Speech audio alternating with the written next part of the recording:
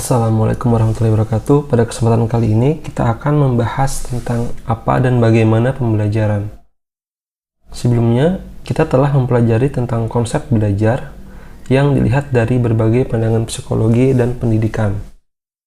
Pada kesempatan ini, kita akan membahas konsep dan pola dasar pembelajaran yang secara pedagogis merupakan wahana pendidikan untuk menghasilkan proses belajar.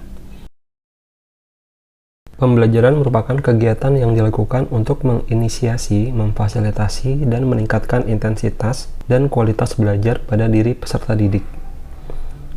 Oleh karena pembelajaran merupakan upaya yang sistematis dan sistemik untuk menginisiasi, memfasilitasi, dan meningkatkan proses belajar, maka kegiatan pembelajaran berkaitan erat dengan jenis hakikat dan jenis belajar, serta hasil belajar tersebut. Pembelajaran harus menghasilkan belajar. Tapi, tidak semua proses belajar terjadi karena pembelajaran. Proses belajar terjadi juga dalam konteks interaksi sosial kultural dalam lingkungan masyarakat. Terdapat 3 konteks dalam pendidikan jika dikaitkan dengan pembelajaran. Yang pertama, pembelajaran dalam konteks pendidikan formal, yakni pendidikan di sekolah, sebagian besar terjadi di kelas dan lingkungan sekolah.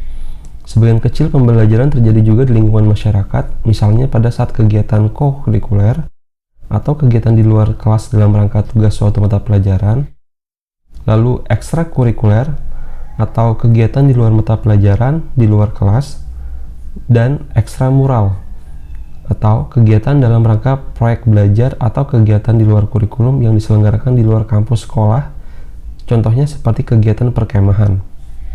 Dengan demikian, maka proses belajar bisa terjadi di kelas, dalam lingkungan sekolah, dan dalam kehidupan masyarakat.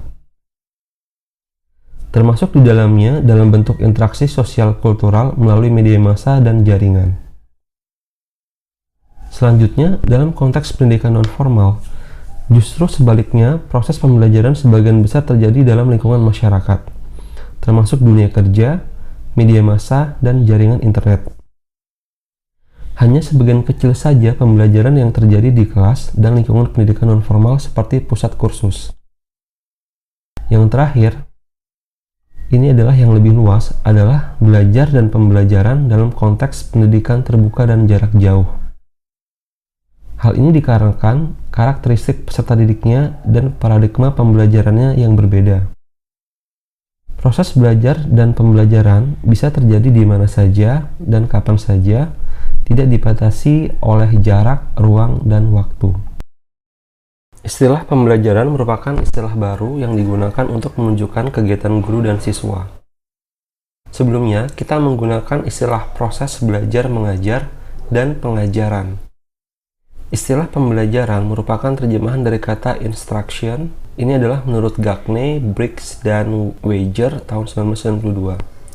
Pembelajaran adalah serangkaian kegiatan yang dirancang untuk memungkinkan terjadinya proses belajar pada siswa. Kita lebih memilih istilah pembelajaran karena istilah pembelajaran mengacu pada kegiatan yang berpengaruh langsung terhadap proses belajar siswa. Kalau kita menggunakan kata pengajaran, kita membatasi diri hanya pada konteks tatap muka antara guru dan siswa di dalam kelas. Sedangkan dalam istilah pembelajaran, interaksi siswa tidak dibatasi oleh kehadiran guru secara fisik. Siswa dapat belajar melalui bahan ajar cetak, program radio, program televisi, atau media lainnya. Tentu saja, guru tetap memainkan peranan penting dalam merancang setiap kegiatan pembelajaran. Dengan demikian, pengajaran merupakan salah satu bentuk kegiatan pembelajaran. Sekarang, kita sudah memiliki konsep dasar tentang pembelajaran.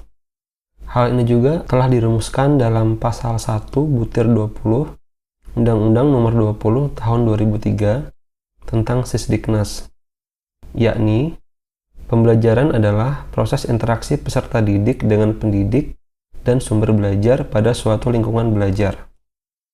Dalam konsep tersebut terkandung 5 konsep, yaitu interaksi, peserta didik, pendidik, sumber belajar, dan lingkungan belajar.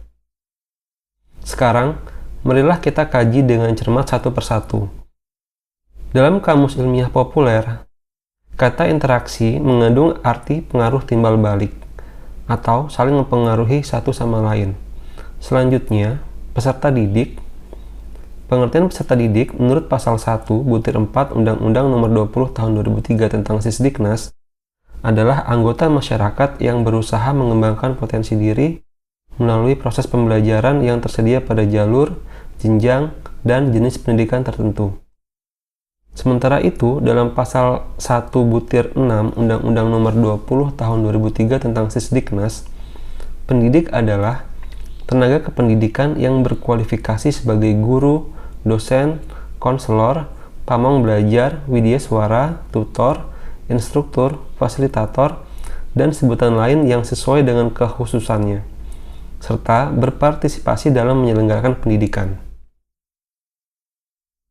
Lalu, sumber belajar atau learning resources secara umum diartikan sebagai segala sesuatu yang dapat digunakan oleh peserta didik dan pendidik dalam proses belajar dan pembelajaran. Jika dikelompokkan, sumber belajar dapat berupa sumber belajar tertulis atau cetak, lalu terekam, tersiar, jaringan, dan lingkungan, seperti contohnya yaitu alam, sosial, budaya, dan spiritual. Dan yang terakhir, lingkungan belajar. Lingkungan belajar adalah lingkungan yang menjadi latar terjadinya proses belajar seperti di kelas, perpustakaan, sekolah, tempat kursus, warnet, keluarga, masyarakat, alam semesta, dan lain sebagainya. Dari pengertian di atas, kita mengetahui bahwa ciri utama pembelajaran adalah inisiasi, fasilitasi, dan peningkatan proses belajar siswa. Ini menunjukkan bahwa unsur kesengajaan dari pihak di luar individu yang melakukan proses belajar, dalam hal ini pendidik secara perorangan atau secara kolektif dalam suatu sistem, merupakan ciri utama dari konsep pembelajaran. Perlu diingat juga bahwa tidak semua proses belajar terjadi dengan sengaja. Di samping itu, ciri lain dari pembelajaran adalah adanya interaksi yang sengaja diprogramkan.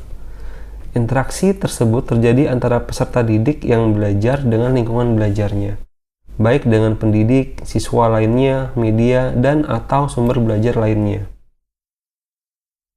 Ciri lain dari pembelajaran adalah adanya komponen-komponen yang saling berkaitan satu sama lain. Komponen-komponen tersebut adalah tujuan, materi, kegiatan, dan evaluasi pembelajaran. Tujuan pembelajaran mengacu pada kemampuan atau kompetensi yang diharapkan dimiliki siswa setelah mengikuti suatu pembelajaran tertentu. Materi pembelajaran adalah segala sesuatu yang dibahas dalam pembelajaran dalam rangka mencapai tujuan yang telah ditetapkan. Lalu, kegiatan pembelajaran mengacu pada penggunaan pendekatan, strategi, metode, dan teknik dan media dalam rangka membangun proses belajar, antara lain membahas materi dan melakukan pengalaman belajar sehingga tujuan pembelajaran dapat dicapai secara optimal. Proses pembelajaran dalam arti yang luas merupakan jantungnya dari pendidikan untuk mengembangkan kemampuan, membangun watak, dan peradaban bangsa yang bermartabat dalam rangka pencerdasan kehidupan bangsa.